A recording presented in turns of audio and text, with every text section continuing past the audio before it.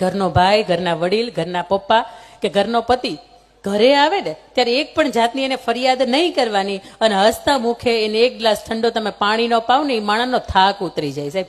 કારણ કે એ માણા બહારની દુનિયાથી થાકે છે ને એટલે ઘરે આવે છે, પણ એ ઘરેથી થાકે જ ક્યાં છે? ક્યાંય જાય પોહાય નહીં. નકર કેલી બેન પાનના ગલ્લે જ બેઠા હોય કે ઘરે આવવાની ખબર જ ન પડે. પણ ઘરે ભળવું જોઈએ ને, ઘરે વ્યવહાર તમારે એવા હોવા જોઈએ ને કે એ માણસને આવવાનું મન થાય. એ માણસને 6 નો ટકોરો થાય ને તો કે હવે ઘરે જવું છો, કારણ કે ગરમા ગરમ રસોઈ હશે. આ તો ઘરે આવે ને તો કે બાજરાના રોટલા ને મેથીની ભાજી કરી ખાઈ લો. પૂછતો ખરા કોક દી એને મન થાય કે ચૂરમાન લાડવા ખાવાના.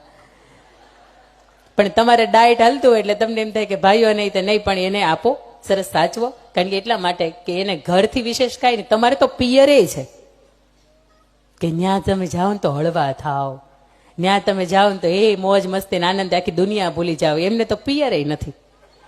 એટલે જે છે એ ઘર જ છે.